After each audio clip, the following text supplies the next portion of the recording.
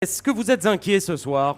Écoutez, moi je rentrerai pas dans le piège de la peur qu'est en train de nous tendre le gouvernement, mais je me pose de très sérieuses questions sur ce qui s'est passé aujourd'hui, parce qu'on n'a pas assisté à un incident isolé, mais à une simultanéité de problèmes. Or, toutes les organisations syndicales lycéennes et étudiantes avaient appelé à des rassemblements déterminés mais calmes. Donc moi je m'interroge aujourd'hui, est-ce que les préfets ont reçu des consignes pour faire monter la pression en direction des jeunes? Moi je veux savoir ce qui s'est passé, j'exige des explications de la part du gouvernement et j'appelle toutes les personnes qui auront été témoins de ces incidents à nous faire remonter leurs témoignages parce que il ne s'agirait pas aujourd'hui, alors que les jeunes Enfin, sont de plus l'accusation en est plus grave, Jean-Baptiste Prévost. l'accusation, elle n'est pas là encore. Je me pose de très sérieuses questions. Mais Je votre constate. manière de vous poser, Jean-Baptiste Prévost, votre manière de poser la question induit l'idée d'une théorie du complot, d'un gouvernement qui exposerait l'intégrité physique des jeunes pour protéger sa réforme. C'est ce Écoutez, que le vous suggérez. gouvernement a toujours cherché depuis le début de ce débat à délégitimer la place des jeunes. Il n'a pas souhaité les recevoir quand Éric Woerth concertait. On avait demandé à être reçus, on nous a fermé la porte au nez. Depuis une semaine, on nous explique que notre place, elle est chez nous tranquillement pendant qu'on décide de notre avenir à notre place et qu'on n'a pas à manifester. Et aujourd'hui, je vois monter la petite musique des incidents. Donc moi, je vais vous dire deux choses. La première, en direction des jeunes. Moi, je comprends leur colère, je comprends même une certaine forme de rage qui s'exprime. Ça fait des années qu'on la sent monter. Alors ça sert à rien de faire l'étonner aujourd'hui. Ce que je comprends pas, c'est l'intérêt de certaines actions comme brûler des voitures qui font peur à l'opinion. Or aujourd'hui, il ne faut pas faire peur à l'opinion, il faut faire reculer le gouvernement. Donc moi, j'appelle les jeunes à se mobiliser de manière pacifique. Je dis à ceux qui sont en colère qu'il faut s'engager, que c'est l'union qui fait notre force et que c'est comme ça qu'il faut qu'on continue. Claude. Mais la deuxième chose pour terminer, c'est que le gouvernement aujourd'hui, moi j'entends déjà venir la petite musique sécuritaire, comme s'il n'attendait que ça, comme s'il n'attendait qu'un feu pour pouvoir jouer aux pompiers demain. Donc moi j'espère juste aujourd'hui qu'il n'y a pas de manipulation et je me contente de Jean-Baptiste demander des Prévost, explications au gouvernement. Claude. Jean-Baptiste Prévost, on a compris. Je vais inverser la problématique et parler de vos responsabilités à vous, leader syndical. Quand il y a des manifestations de la CGT ou de la CFDT, il y a un service d'ordre établi, costaud, et ça se passe bien.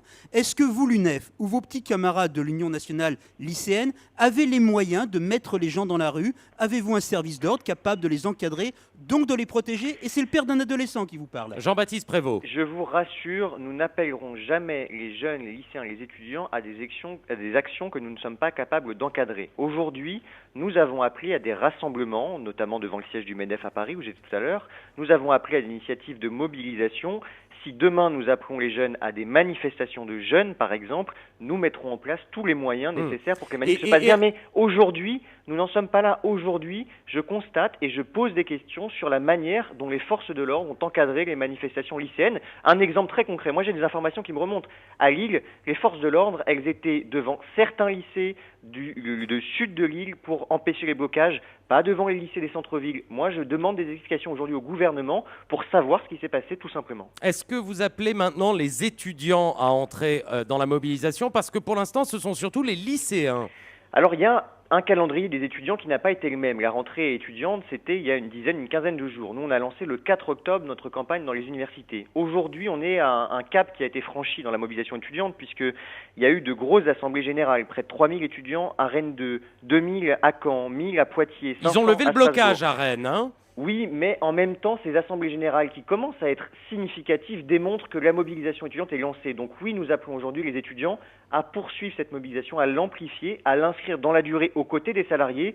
Et nous appelons les étudiants à manifester non seulement samedi, mais également mardi 19 aux côtés des salariés, puisque l'intersyndicale a appelé à une nouvelle date d'action contre la réforme des retraites. On sait que pendant la mobilisation contre le CPE en 2006, votre prédécesseur Bruno Julliard avait fréquemment Nicolas Sarkozy, alors ministre de l'Intérieur, au téléphone. Nicolas Sarkozy qui l'encourageait à poursuivre les manifestations. Vous avez qui au téléphone, Jean-Baptiste Prévost? À ce stade, absolument personne, ce qui, je crois... On a du mal à vous croire. Ah bah écoutez, dans une période de crise, je trouve absolument hallucinant que nous soyons aujourd'hui, alors même qu'on demande quoi? Le dialogue sur cette réforme, d'être associé à cette réforme des retraites, qu'on demande à être entendu sur nos revendications, sur la prise en compte des années d'études, absolument aucun dialogue aujourd'hui. Donc, Y moi, compris à gauche.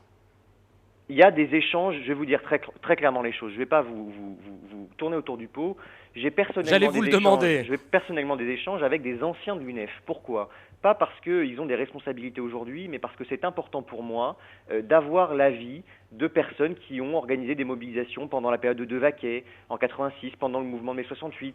Pierre Rostigny, jusqu'à ce qu'il décède il n'y a pas longtemps, était un ancien résistant qui avait été responsable de l'UNEF après-guerre. Ça, c'est les personnes avec qui j'ai des contacts. Et puis, nous avons également des rencontres avec les syndicats de salariés, parce que cette mobilisation, on souhaite la construire à leur côté.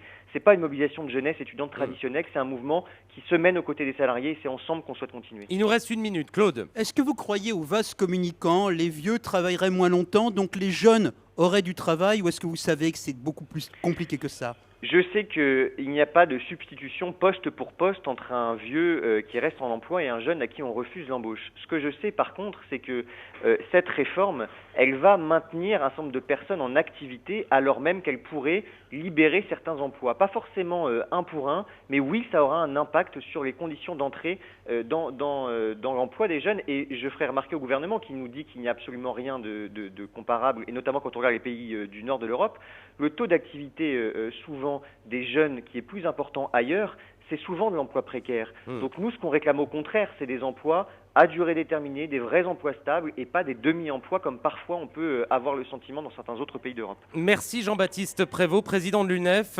originaire de Rouen. On aurait bien aimé vous avoir ici en direct. La salle du studio d'Europe 1 est pleine. Est-ce que vous avez un message à faire passer à vos compatriotes ? Je dis à mes parents que si j'ai un peu de temps dans la période, je retournais à Rouen avec grand plaisir pour les voir. Et ben voilà, c'était un message familial. Merci beaucoup. Il est